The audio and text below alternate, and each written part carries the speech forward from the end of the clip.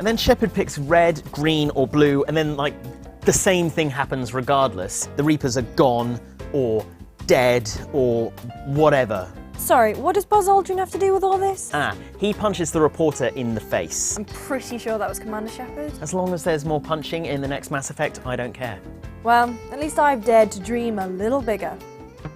As the series went on, the RPG elements of Mass Effect got more relaxed. I'm not saying that's a bad thing, because the action was more fluid and the conversation systems got a big boost from the interrupts. You want some?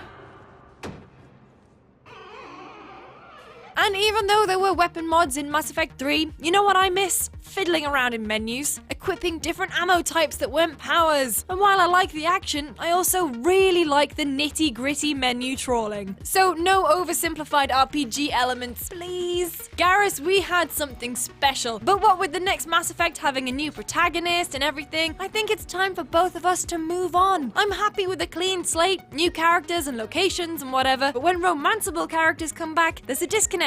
Like when Alistair cameoed in Dragon Age Inquisition. My Inquisitor didn't have any knowledge of this guy, so while I was freaking out and wanted this great big reunion, all I got was this man who seemed like a bit of a jerk and it kinda sucked. You seem way too invested. I am! So I'll take a mention, but don't bring them back.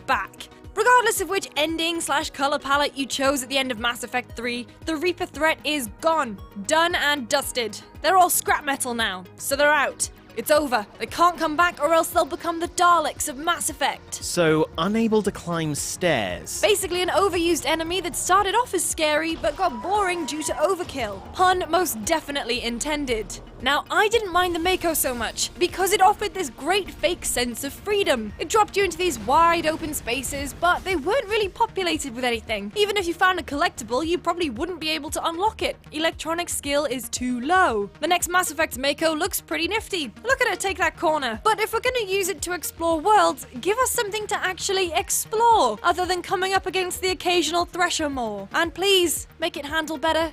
Dear God, BioWare, make it handle better.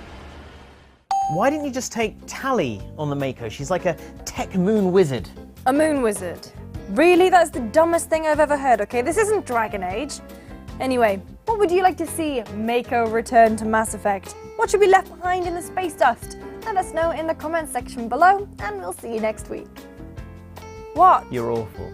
I know.